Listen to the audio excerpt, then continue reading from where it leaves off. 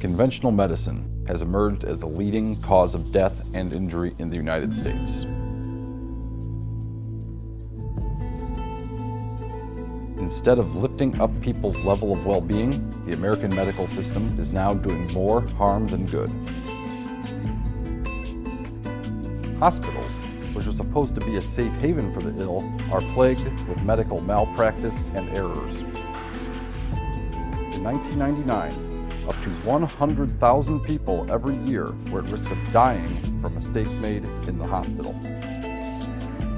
10 years later, that number rose to 180,000. Today, that number could be as high as 440,000 casualties of medical mistakes. Hospitals are also notorious breeding grounds for infections. Every day, 1 in 25 patients in the U.S. gets at least one infection associated with their hospital stay. Nearly 2 million people acquire a hospital infection every year, resulting in 90,000 deaths. The most common infections acquired in hospitals are pneumonia, surgical site infections, gastrointestinal, urinary tract, and bloodstream infections.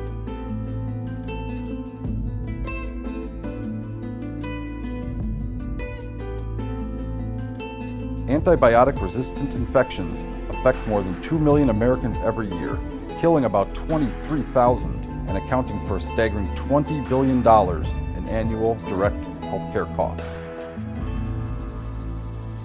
The conventional medical system has also transformed the U.S. into a drug-dependent nation. Nearly 70% of all Americans are taking at least one prescription drug for a chronic or medical condition.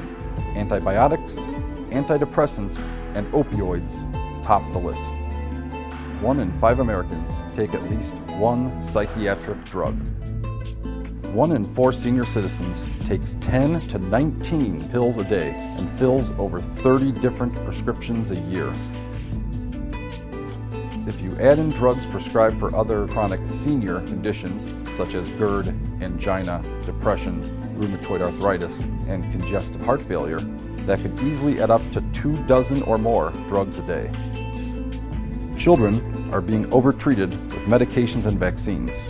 In fact, they are the leading growth demographic for the drug industry. This growing dependency on drugs is not only putting our health on the line, but is also placing a huge financial burden on our shoulders.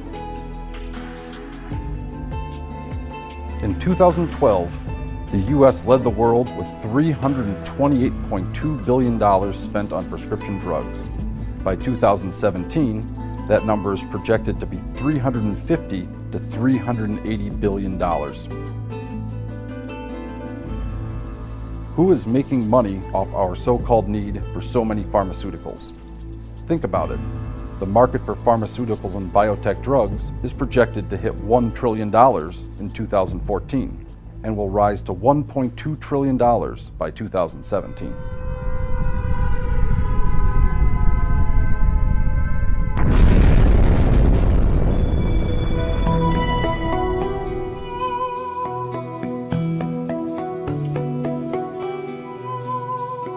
Americans actually spend more on healthcare than any other industrialized nation, yet it is not notably superior to any of the 12 comparable nations. 15,000 people die every year in the U.S. from overdoses of opioid or narcotic pain pills. Between 1999 and 2010, the number of women who died due to pain pill overdoses increased by a staggering 400%. Even more disturbing is that studies of new drugs introduced from the mid-1970s through the mid-1990s show that only 11 to 15.6% provide any therapeutic gain. More than 1/3 of the drugs were approved on the basis of a single trial, without replication. Many other trials were small, short, and focused on lab values or some other surrogate metric of effect, rather than clinical endpoints, such as death.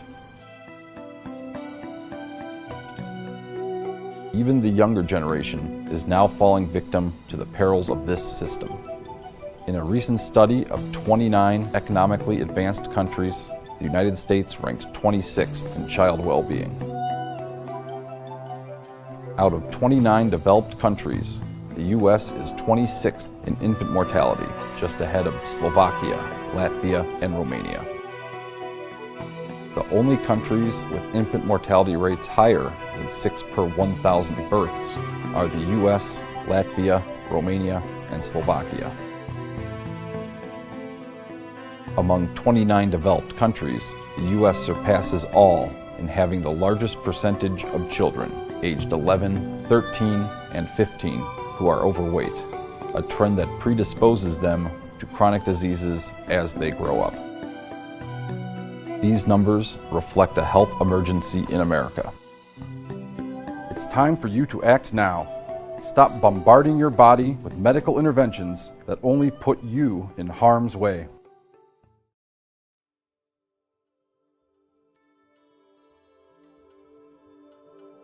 Instead, reward yourself with the fit and lean body that comes from clean and healthy lifestyle habits. It's time to take control of your health.